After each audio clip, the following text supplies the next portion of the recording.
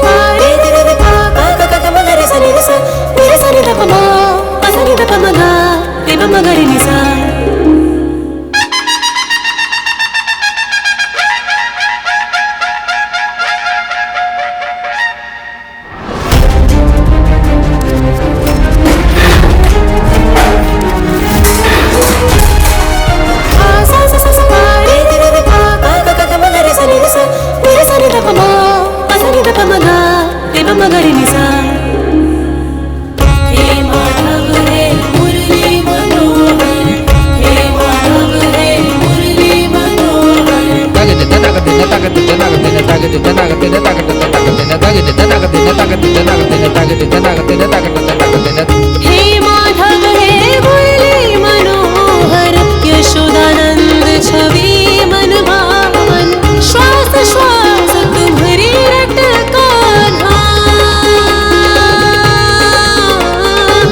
श्वास श्वास तुम्हारी रटका दर्शन दे जो नैन हो पावन।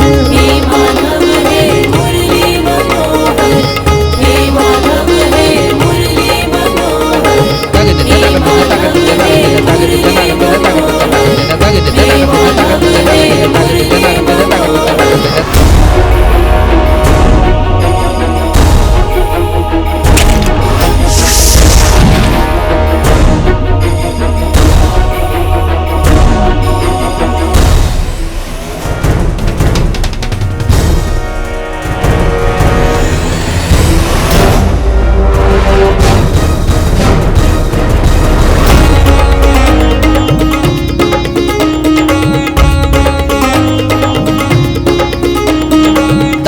नागर दाती दाम दाती दाम दाती दाम सारे नि सा पा मा पा मा पा गा पा गा रे नि सा सारे नि सा पा मा पा मा पा गा पा गा रे नि रे सा pani sa ni sa sa ni da pa ma ni da ni ni da pa ma ga pa da pa da ta pa ma ga re ri ga ga ma ma pa pa da da ni sa sa re re ga re pa sa ni sa sa ni da pa da ta pa ma ga re ni da pa ma ga ta pa ma ga re pa ga re ni sa। हे माधव हे मुरली मनोहर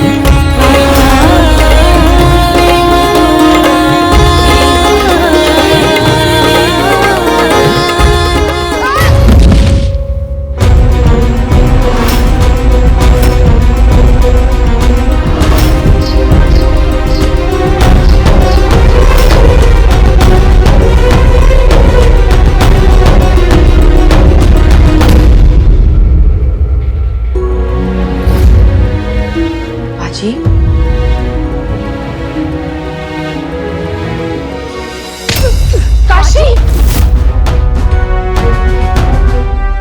तू यहाँ क्या कर रहा है?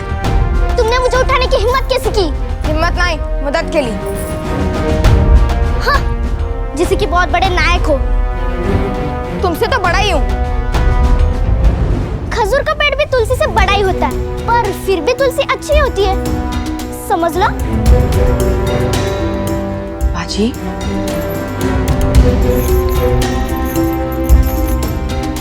ये क्या कर रही है?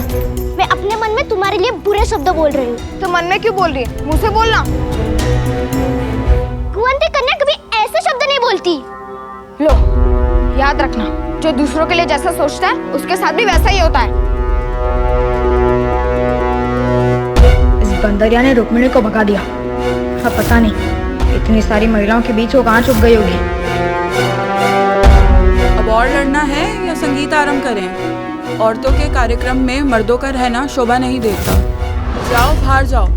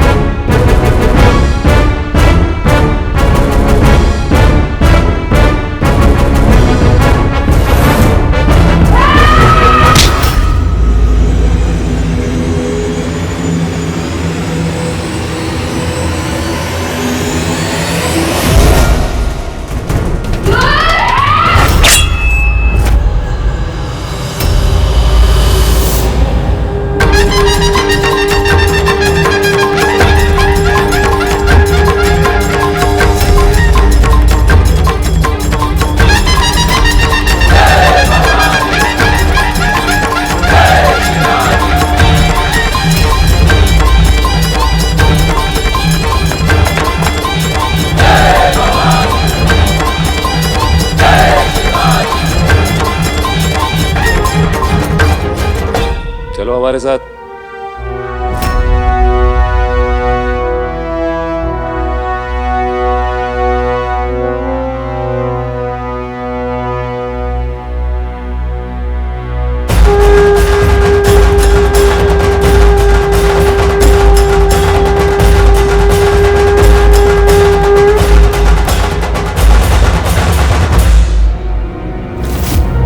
यदि उस मुठभेड़ में कमरुद्दीन भी मारा जाता तो ये जीत और भी अधिक मीठी होती। औरंगजेब का जवाब अभी भी मिला है, तब मुंह तोड़ जवाब मिलता। मुंह तोड़ जवाब उसे अब भी मिलेगा। गुड़ी पड़वा के बाद उसे ऐसा जवाब मिलेगा कि मुगल सल्तनत का नामो निशान मिट जाएगा। भावराव मल्हार, उत्सव के समय क्रोध करने का क्या अर्थ है? उत्सव? मराठियों के हाथों मराठियों के मारे जाने का उत्सव केवल आप ही मना सकते हैं पंत प्रतिनिधि। ये भावराव मल्हार नहीं। भावराव, जबान छोड़कर बात कीजिए। थांबा।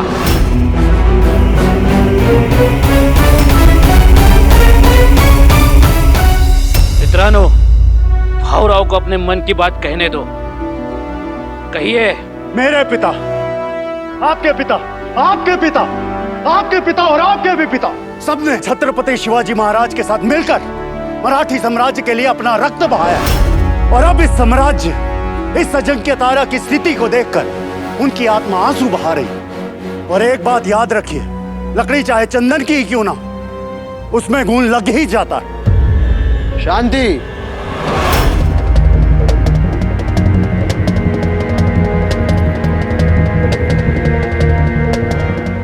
कौन सा घुन लग गया इस मराठी साम्राज्य को? आप। भावराव, मेरी मातृभूमि जिसे मैं अपनी माँ से भी अधिक प्रेम करता हूँ, उसी मातृभूमि की डोर तारा रानी साहेब ने पुत्र प्रेम में अंधी होकर आप जैसे कमजोर राजा के हाथ सौंप दिया।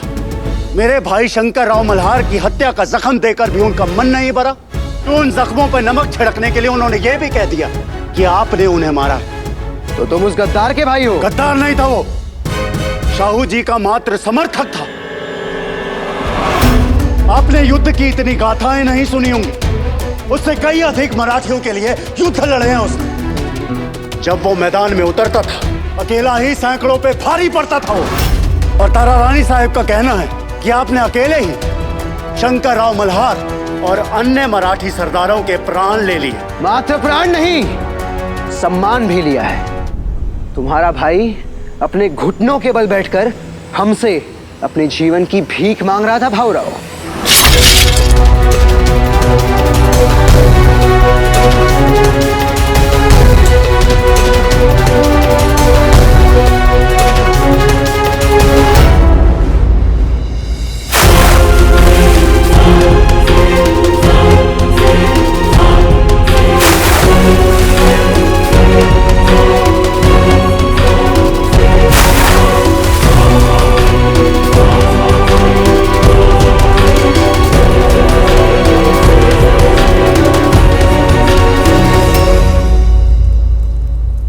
भाग्यशाली है तू कि तुम मराठियों की भूमि में पकड़ी गई। यहाँ नारी का सम्मान होता है। तुम भले ही नारी होने की गरिमा भूल गई हो, हम मराठी अपनी गरिमा नहीं भूले।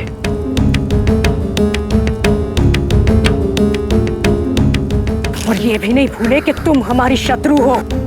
बताओ, तुम किस इरादे से आई हो यहाँ पे? कितने हो तुम लोग और क्या क्या करने वाले हो? मैं आपको कुछ नहीं बताऊंगी। मुगल हूँ, कातिल हूँ, पर गद्दार नहीं। तुम जैसों की जबान खोलना हमें आता है। मुझे पता था आप जिद पर आ जाएंगी और ना चाहते हुए भी मुझे अपनी जुबान खोलनी ही पड़ेगी। इसीलिए किस्सा ही खत्म कर देती हूँ।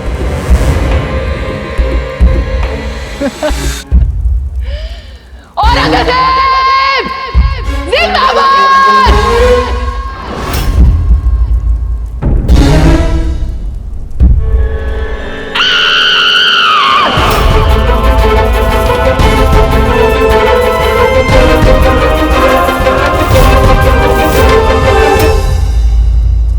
अब ये हमारे किसी काम की नहीं रही। खत्म कर दो इसे। रानी साहब, औरंगजेब के दिमाग में क्या चल रहा है ये जानने की यही एक चाबी है। इसे तोड़ दिया तो कठिनाई में पड़ जाएंगे सब। रानी साहब, बाबूराव मल्हार ने राजे के ऊपर तलवार उठाई। हो।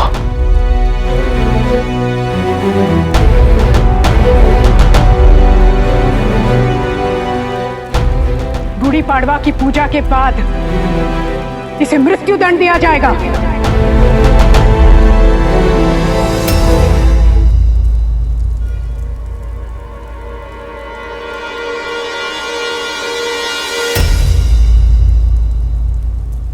आपने अपने राजा पर तलवार उठाने का दुस्साहस कैसे किया? तलवार उठाई पण चलाई नहीं, लेकिन केवल तलवार उठाने भर से सच पे पड़े झूठ का पर्दा कट गया। कौन सा सच? राजे की वीरता का सच। इनकी रगों में आपका रक्त तो है, किंतु शत्रुओं को देखकर इनका रक्त ठंडा पड़ जाता है। इनकी वीरता आपका फैलाया हुआ भ्रम है। और आप कहती हैं कि जिन मराठी सरदारों को आपने मारा वो मराठियों के विरुद्ध उस औरंगजेब से जा मिले थे। झूठ। किंतु सत्य तो यह है कि मेरा भाई और शाहू जी के शेष समर्थक इस राज्य के असली उत्तराधिकारी को वापस लाने का मार्ग खोज रहे थे, पर आपसे ये सहा नहीं गया। आप जानती हैं कि शाहू जी के लौट आने पे आपके राजे का क्या होगा। भला सोने के आगे पीतल को कौन पूछता? इसलिए आपने स्वयं मेरे भाई को मार दिया और उसका सेहरा अपने पुत्र के सर बांध दिया। हत्या निर्दोषों की जाती है, पापियों का वध किया जाता है। आपका भाई देशद्रोही था, महाराज ने उसे देशद्रोह का दंड दिया है। यदि यही बात है तो मैं महाराज से प्रार्थना करता हूं कि यही दंड मुझे भी दे, किंतु अपने हाथों से। मुझे केवल सत्य ही नहीं, प्रमाण भी चाहिए।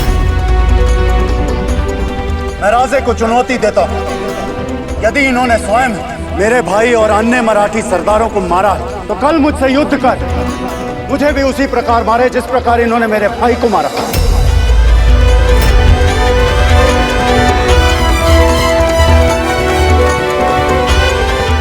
मैं भाऊराव इस बात को सिद्ध करने का बीड़ा उठाता हूं कि राजे सिंहासन पर बैठने के योग्य नहीं है। क्या आप राजे और मेरा द्वंद्व करवाकर मुझे गलत साबित करने का बीड़ा उठाती?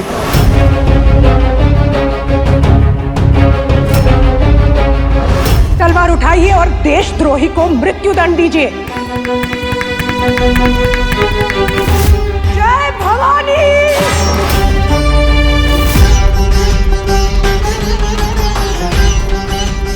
उठाइए बीड़ा रानी साहब, उठाइए।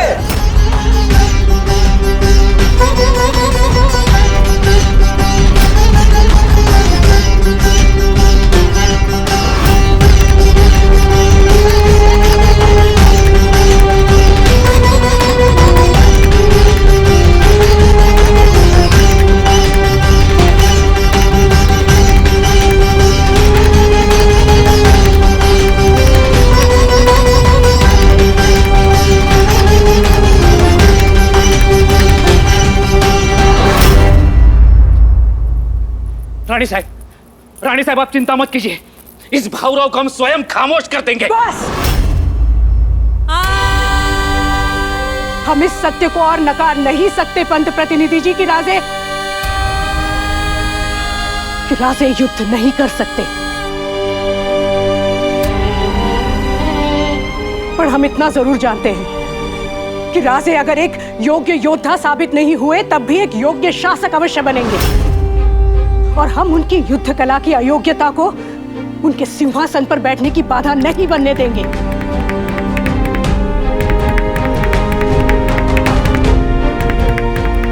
इस चुनौती का सामना राजे ही करेंगे, और वो भी अकेले।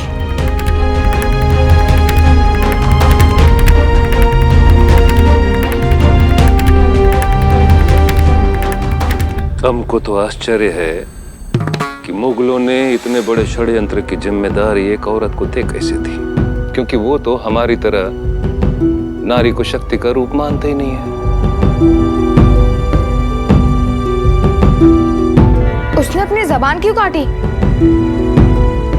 ऐसा कोई तभी करेगा जब उसके पास कोई ऐसा राज हो जिसे वो किसी भी मूल्य पर बताना नहीं चाहता। पर वो राज है क्या? बंदी होने के पश्चात भी उसे षड्यंत्र की सफलता का विश्वास क्यों है? इन सारे प्रश्नों का उत्तर तो रुक्मणी दे सकती है, पर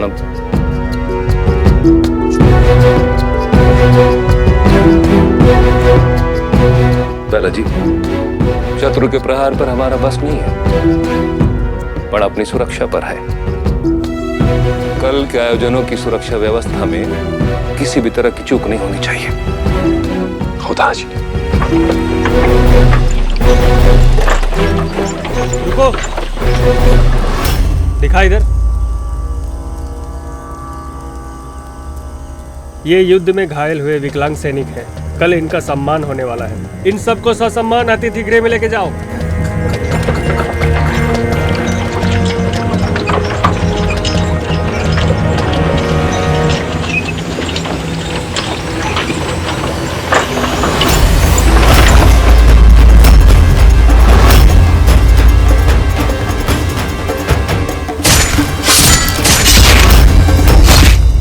कल क्या क्या होने वाला है? कल प्रातः रानी साहब और बाकी महिलाएं गुड़ी की पूजा करेंगी। उसके पश्चात गुड़ी पूजन उत्सव आरंभ होगा और फिर महाराज शिवाराजे भाऊराव मल्हार की चुनौती का सामना करेंगे। उनके द्वंद के बाद महाराज और रानी साहब विकलांग सैनिकों को उनकी वीरता के लिए सम्मानित करेंगे।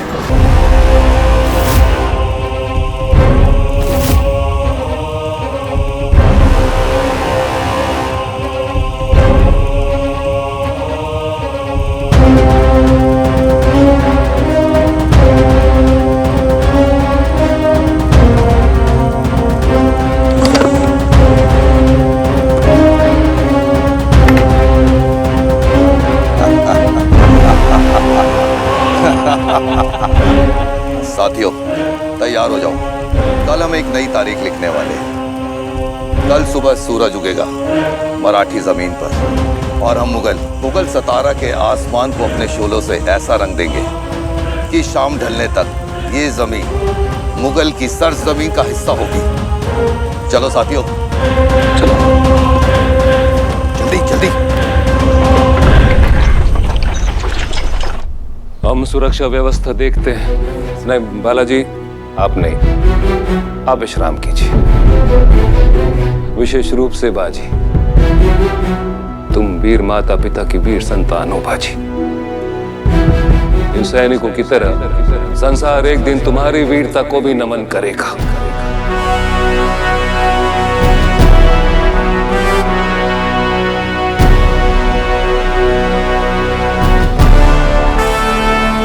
चला।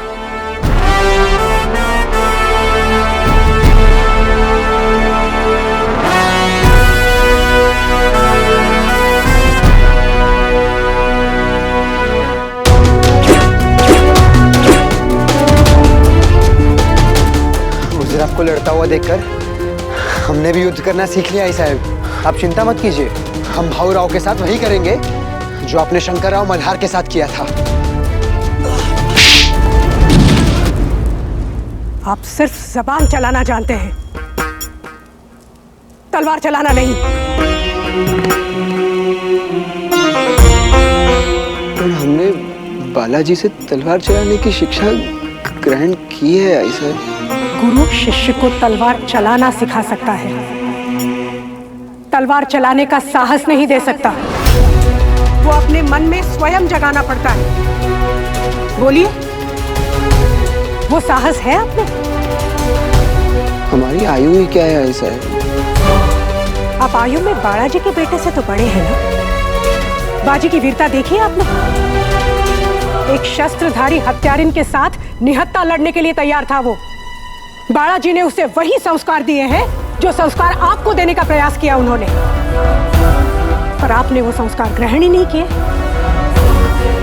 अगर पात्र में ही छेद हो तो सागर में कितनी भी गहरी डुबकी क्यों ना लगाए, बाहर खाली हाथ ही आना होता है।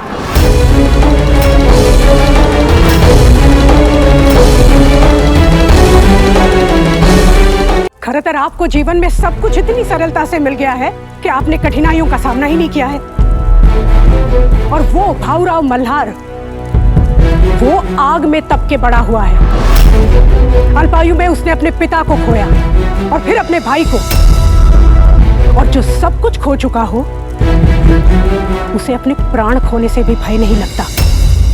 आपको ये सब पता था, फिर भी आपने बीड़ा उठाया आई साहब। हम मारे जाएंगे आई साहब, हमें बचा लीजिए, वाचो हमारा। हम आपको बचाएंगे राजे। उन कैसे? जब नीति काम नहीं आती तो कूटनीति अपनानी पड़ती है। अगर अपने सीने पर होते हुए वार को रोकना हो तो दुश्मन की पीठ पर वार करना सीखना होगा। हमसे इतनी बड़ी भूल कैसे हो गई? रुक्मणी का सत्य पहचान ही नहीं पाए। यदि तुम्हें संदेह नहीं हुआ था बाजी, तो अनर्थ हो गया होता। आई सही कहती है बाबा कि किसी पर भी विश्वास करो तो आंख खोल के करो। जो आंख मूंद के विश्वास करते हैं उनके साथ हमेशा छल होता है। हमारा सीधा साधा बाजी इतना नीति कुशल कैसे हो गया? आई ने सिखाया कि ज्यादा सीधा बनना भी अच्छी बात नहीं है। मनुष्य हो या वृक्ष, सबसे पहले उसी वृक्ष को काटा जाता है जो सबसे सीधा हो। अच्छा सरकार, हमें भी कुछ सिखाएंगी? यह सारा ज्ञान आपने अपने पुत्र के लिए बचा कर रखा है। काय झालं? काहीच नहीं, काहे नहीं। छोटी मोटी चोटें हैं, लगती रहती हैं, आप तो जानती हैं। और दुख इस बात का है कि किसी ने पीछे से वार किया और उनका नेता हमारे हाथों से भाग निकला।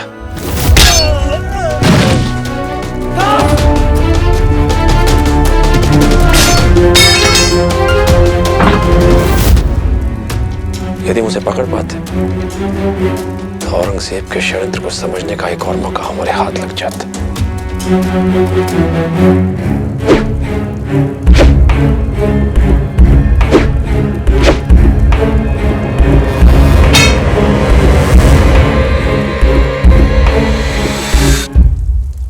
आप फिर से हाफने लगे राजे? अभी तो आपने एक ही बार सीखा है।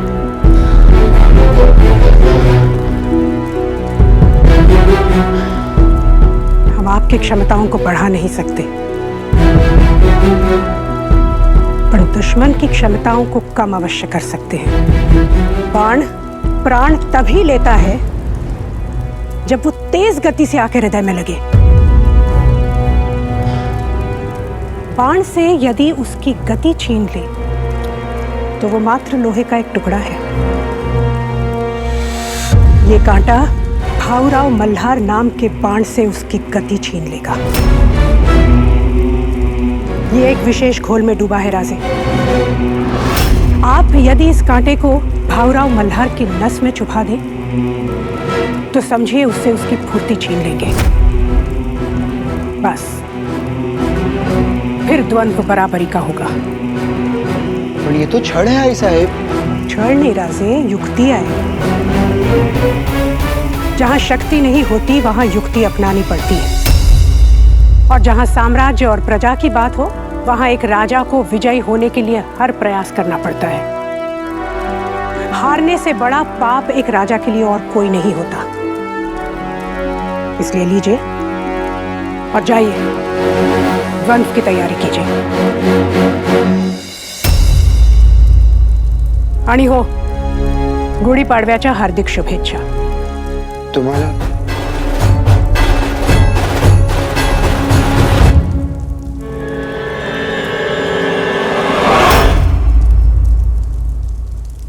गुढी पाडव्याच्या हार्दिक शुभेच्छा। चला वानरसेना, तैयार हो जाओ। जो आज्ञा महाराज। जय श्री राम। जय श्री राम। अब आप आगे क्या करेंगे बाबा? हाथ पर हाथ रख तो बैठ नहीं सकते ना बाजी। हमारे पास इस षड्यंत्र का एक ही सूत्र है रुक्मणी, कुछ ऐसा करेंगे कि गूंगा भी बोल उठे। ये तो हमें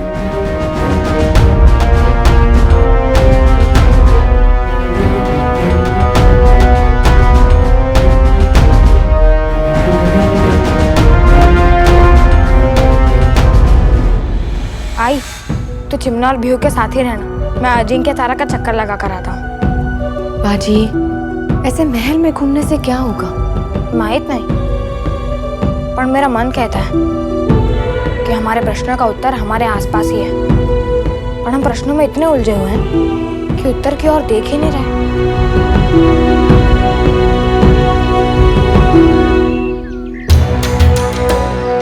गुड़ी पाड़वा के दिन तुम हम मराठियों का नाच देखना चाहती थी।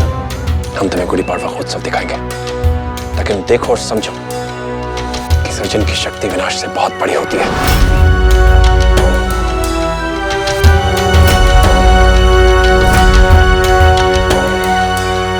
तू मुझे कितना भी उकसा ले बालाजी, मैं तुझे कुछ नहीं बताऊंगी। हम जानते हैं रुक्मणी, तुम हमें कुछ नहीं बताओगे। वैसे भी बताओगी कैसे?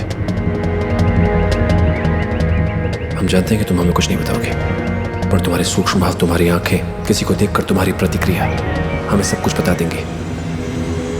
यदि तुम्हारा कोई साथी नीचे आएगा तो तुम्हारी दृष्टि उस तक अवश्य जाएगी।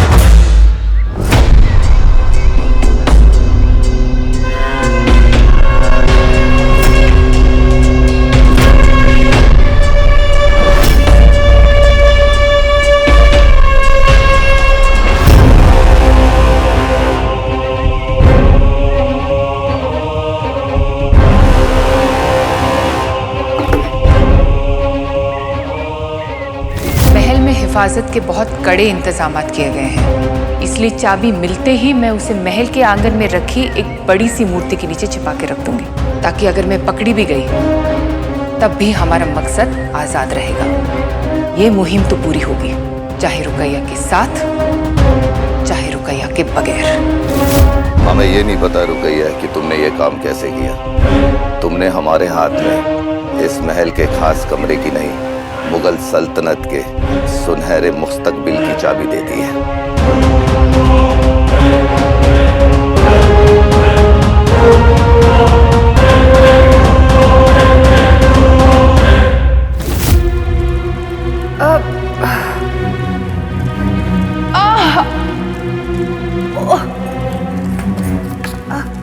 क्या हुआ आपको?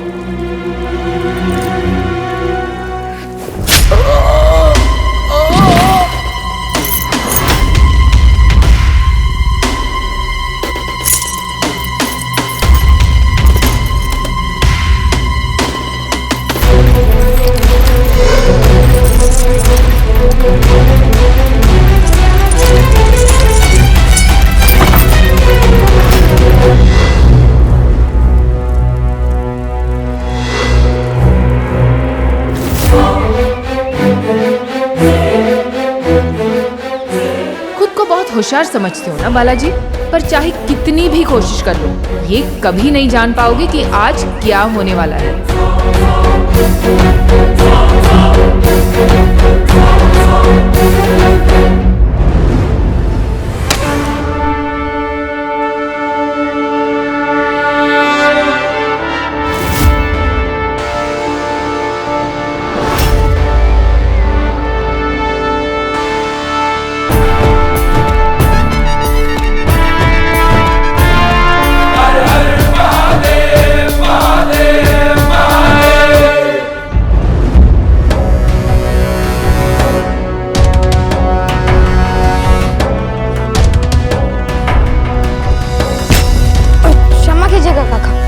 आपको लगी तो नहीं? नहीं बच्चा, हम बिल्कुल ठीक है।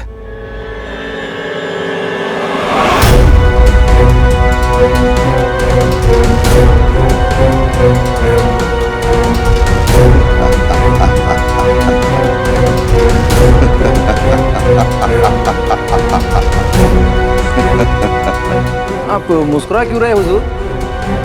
ये वही बच्चा है जिसने सासवर का हमला नाकाम किया था, पर इस बार हमने ऐसा भेष बदला है ये शैतान की औलाद ने भी नहीं पहचाना।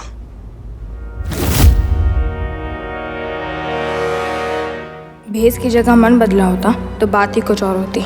मैंने तुम्हें पहचान लिया पर दिखाया नहीं, क्योंकि मैं जानना चाहता हूँ कि आखिर तुम करने क्या वाले हो।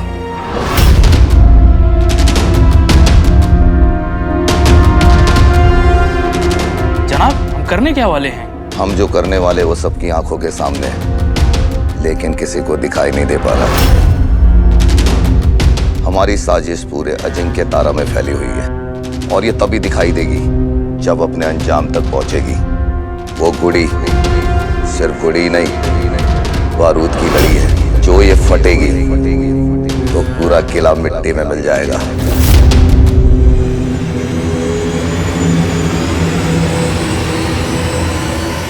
जनाब, गुड़ी में आग कब लगाई जाएगी और कैसे? अब्दुल सबर, पहले तो हमें ये चाबी सही हाथों तक पहुंचानी है, उसके बाद तारा रानी के महफूज खास कमरे तक पहुंचना है जहां रुकैया ने सारा बंदोबस्त किया हुआ है।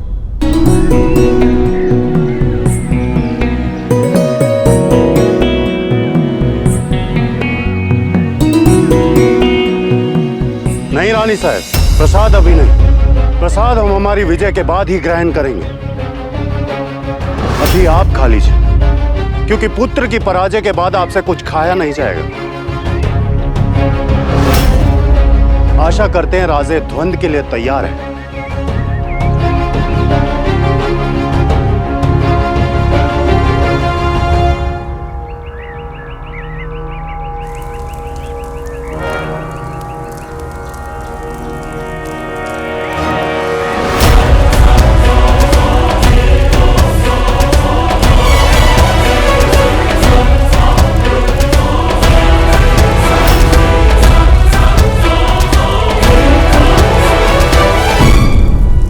मराठी अपनी जमीन पर हक जताने के लिए आपस में लड़ते रह जाएंगे। खबर तक नहीं कि आसमान से ऐसे अंगारे बरसेंगे जो उनकी हस्ती को खाक में मिला देंगे।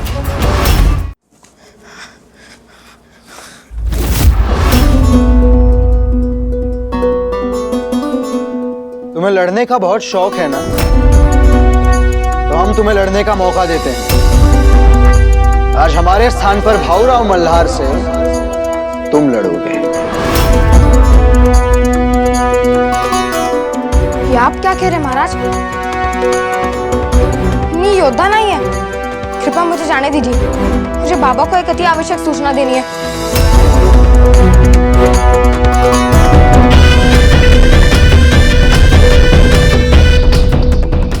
भाऊराव मल्हार ने हमें द्वंद्व की चुनौती दी है, यानी तुम्हारे पिता का दायित्व था कि वो हमें ऐसी परिस्थिति के लिए तैयार करें, पर वो असफल रह गए बाजी। अब पिता का ऋण पुत्र नहीं चुकाएगा तो कौन चुकाएगा? यानी इसीलिए भाऊराव मल्हार से हमारे स्थान पर तुम लड़ोगे।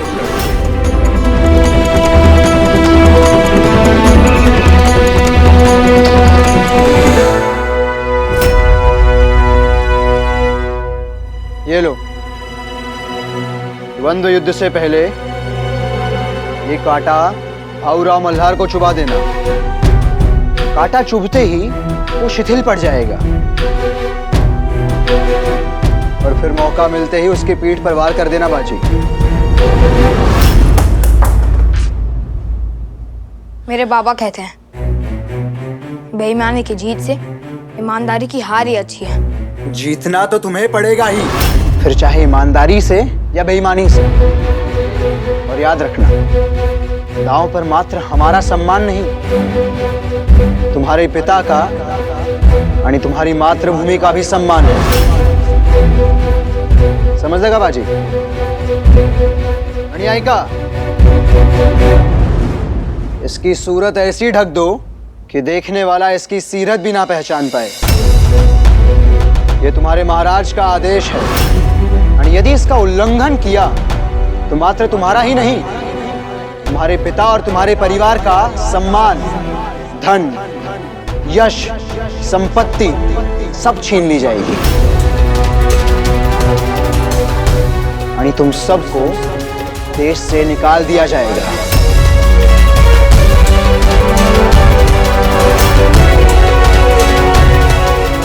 अब गुड़ी में क्या है, इसका सच द्वंद भूमि में ही सबके सामने बताना होगा।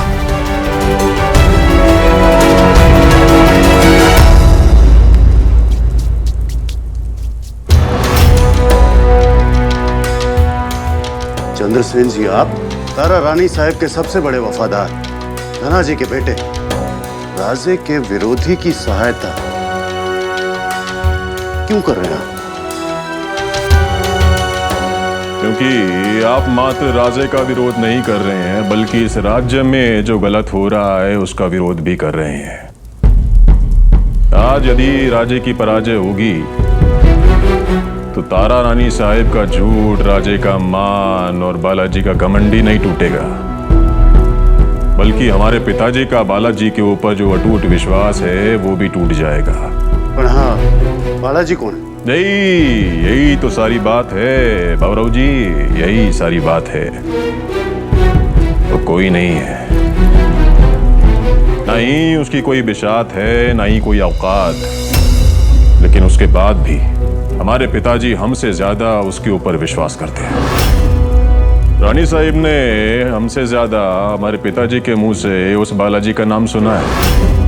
यदि राजे को उस बालाजी के स्थान पर हमने सिखाया होता ना, तो तब भी वही होता जो हो रहा है।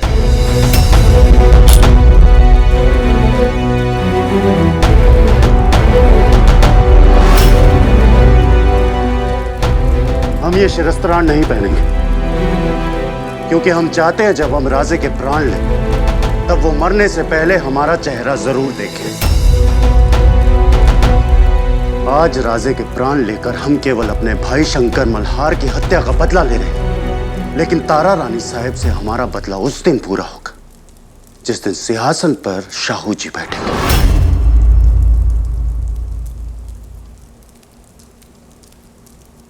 बालाजी, आज तेरी हार होकर ही रहेगी।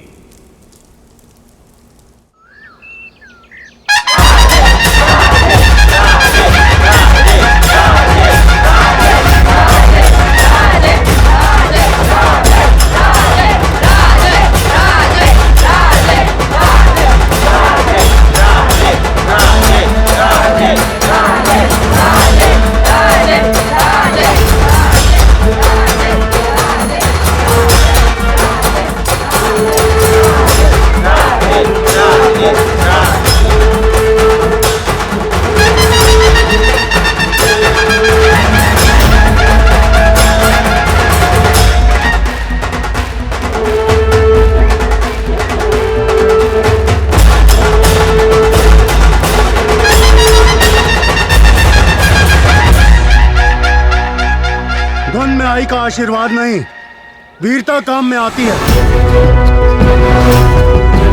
वीरता दिखाइए, वीरता।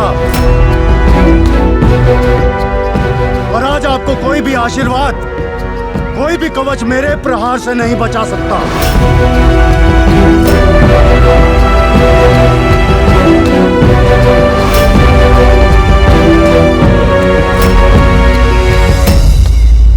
आइए।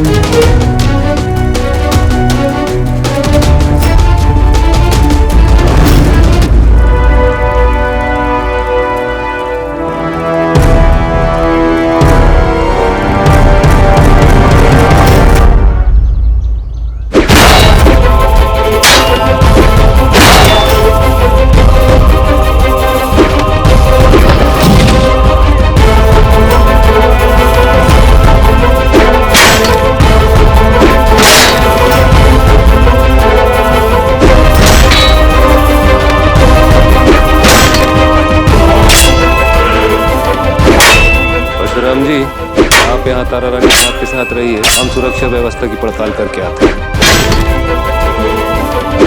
बस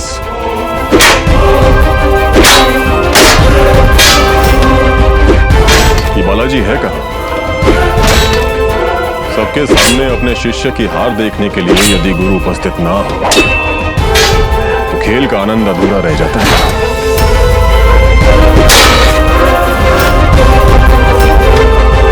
तुमने कोशिश तो अच्छी की थी रुक्मणी, ये आंधी की तरह आओ और अजिंक्यतारा को बर्बाद करके चली जाओ, पर तुम ये भूल गई कि आंधियों में पत्ते उड़ा करते हैं, पर्वत नहीं। हम गुड़ी पाड़वा का उत्सव मना रहे हैं और तुम इसे अपनी नाकामी का जश्न समझकर देखो।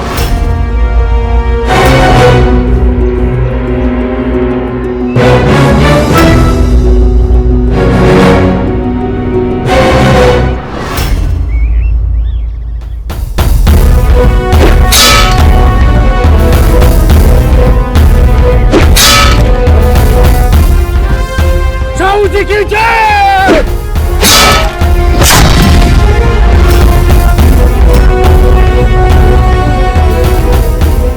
उठिए राजे, उठिए वार कीजिए।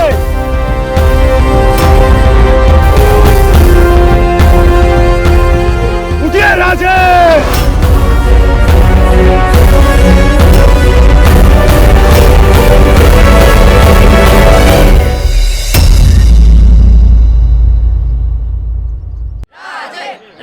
साहू जी की जय।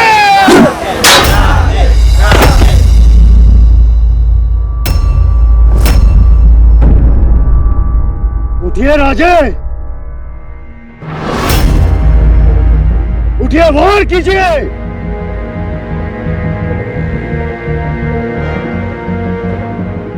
उठिए राजे।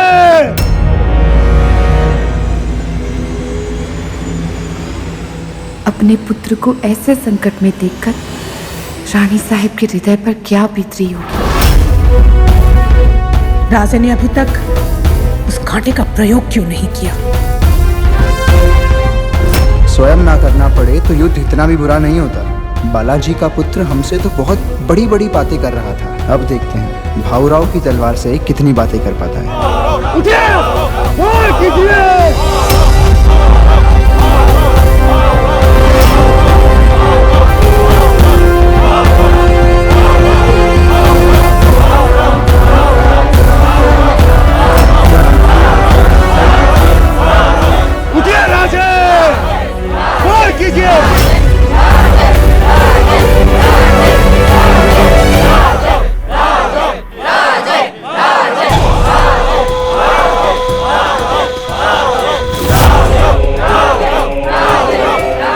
वक्त हो गया।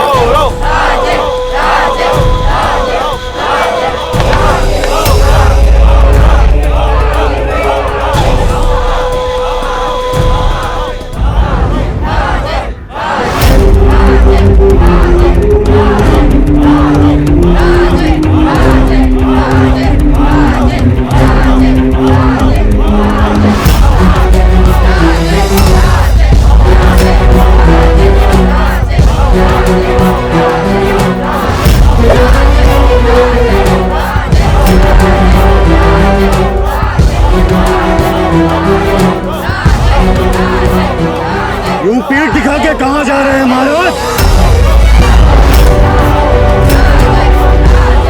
देखिए महाराज पीठ दिखा के जा रहे हैं।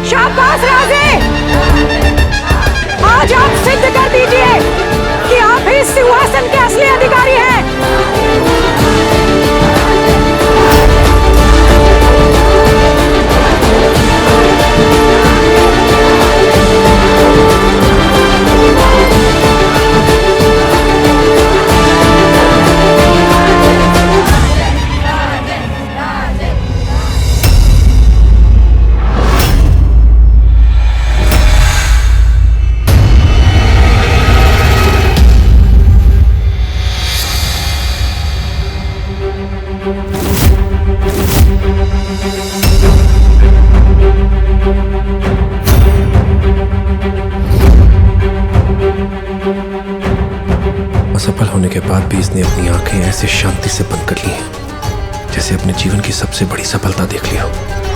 ऐसा क्या देखा इसने?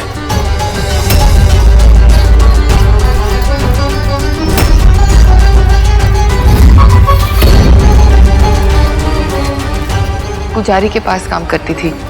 वहाँ पे भगवान की झांकियाँ सजाने से लेकर खाना बनाना, सफाई का काम, हर काम कर सकती हूँ। रुक्मिणी काको झूठ बोल रही है, वो गर्भवती नहीं है।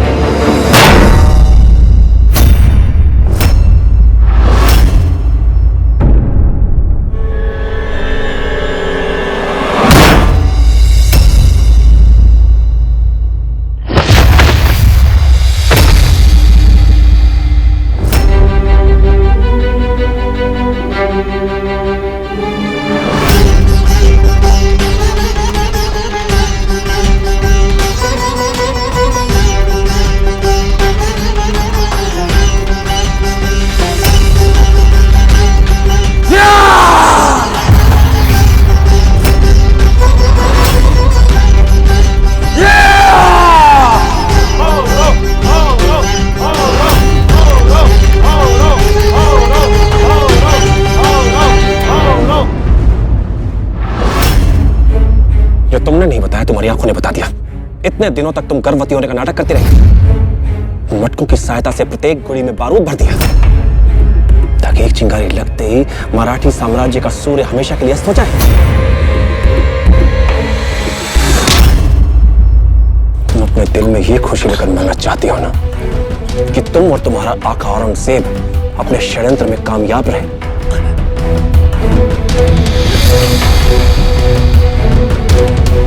तुम्हारा दंड मृत्यु नहीं है। तुम्हारा दंड मृत्यु से पहले यह जानना है कि तुम्हारे षड्यंत्र से पर्दा उठ चुका है और तुम सब उसमें नाकाम रहे।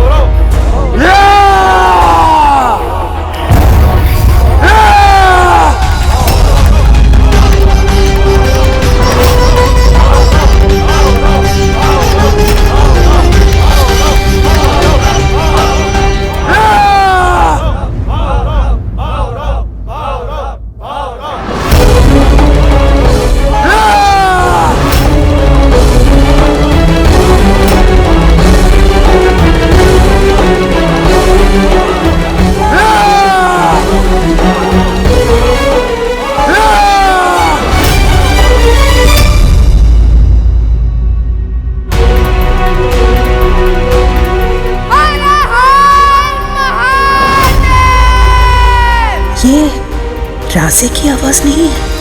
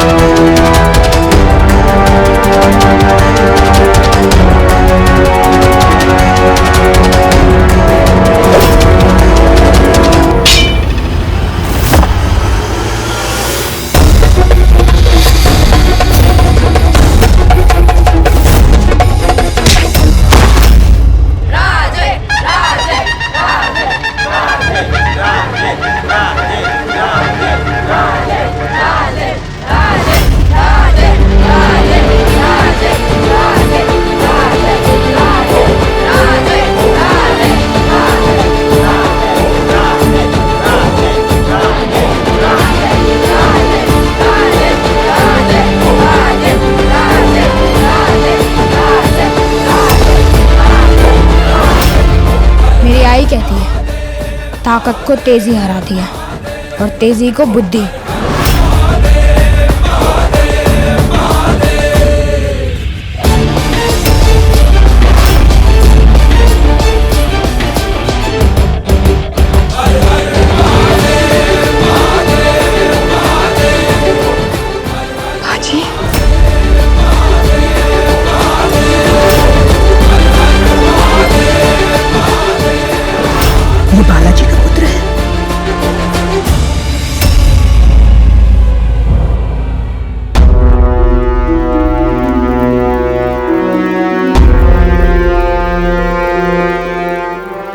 बरसात बहुत बड़ी थी, अब मराठियों की मौत भी उतनी ही बड़ी होगी।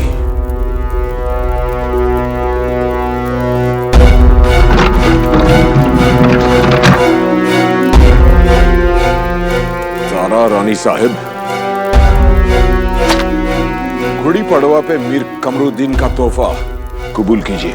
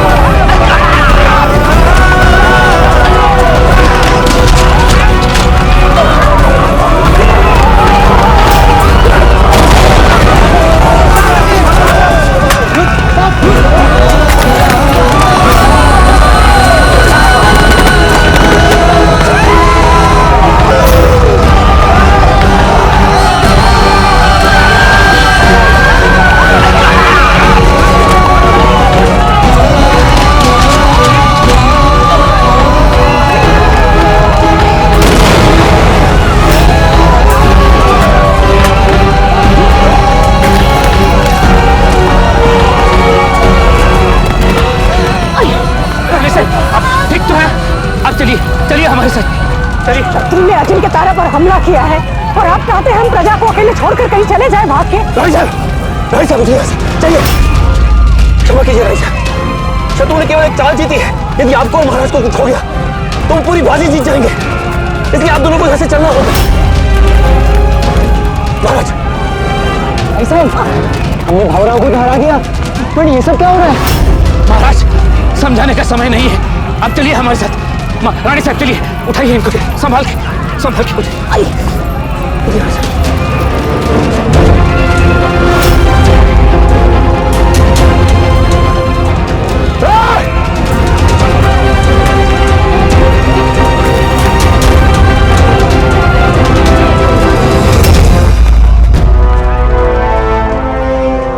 तारा रानी, आप अपनी मौत से दूर नहीं, अपनी मौत की तरफ भाग रही हैं। शिकार खुद चलकर जाल की तरफ जा रहा है, वहां से उसे कोई नहीं बचा सकता।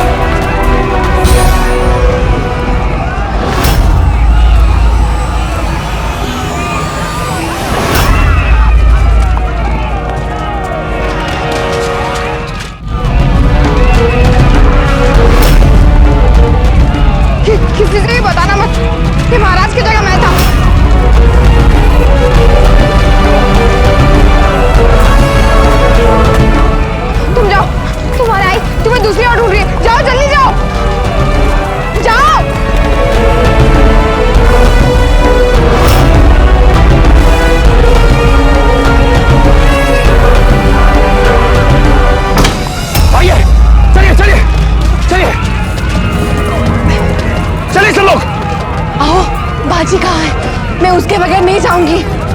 कहाँ है बाजी? बाजी अंदर है। अंदर? अब चलिए, हम लेके आते हैं उसे। चाहिए, चलिए चलिए, अब चलिए।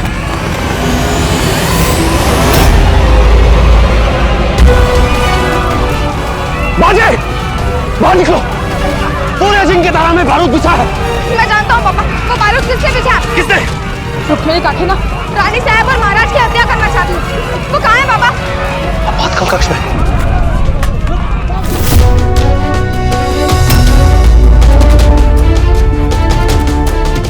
आप पुस्तकालय के पास क्या करने गई थी?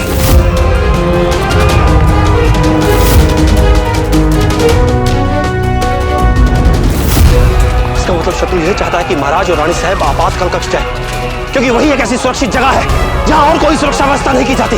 मुझे आपातकाल कक्ष में रानी साहब और महाराज की हत्या।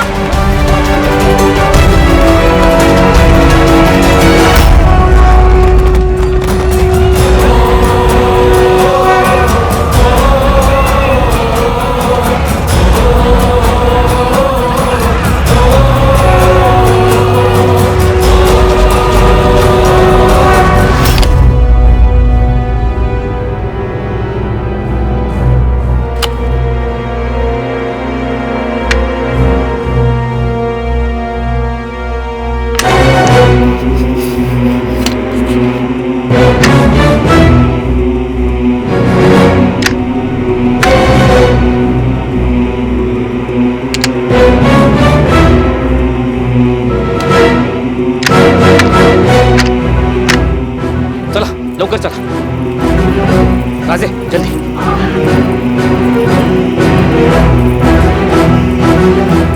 जल्दी चाहिए।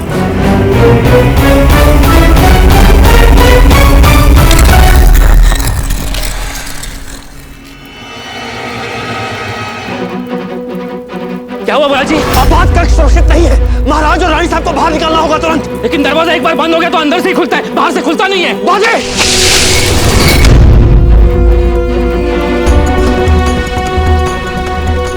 तुम यहाँ क्या कर रहे हो? आपात कक्ष पर हमला होने वाला है। खाए? बंद करो अपना व्यर्थ का प्रलाप। यह अजिंक्य तारा का आपात कक्ष है, यहाँ शत्रु कभी नहीं पहुंच सकते। महाराज, ये सब रुक्मिणी का षड्यंत्र है। मैं जानती थी कि जब गुड़ी फटेंगे तो आपको और महाराज को आपात कक्ष में लाया जाएगा। और कुछ मुगल विकलांग मराठी सैनिकों के बीच में अजिंक्य तारा में प्रवेश कर चुके हैं, और उनमें से एक मुगल वही है जिसने हमारे गांव में बारूद बिछाया था। आक्रमण कभी भी हो सकता है पंजे। अब जाइए, सिपाहियों को लेकर आइए। जी। आपात कक्ष अजिंक्य तारा की सबसे सुरक्षित जगह है। द्वार बंद हो जाए तो फिर अंदर से ही खुलेगा। ऐसी सुरक्षित जगह पर शत्रु आक्रमण कैसे करेगा?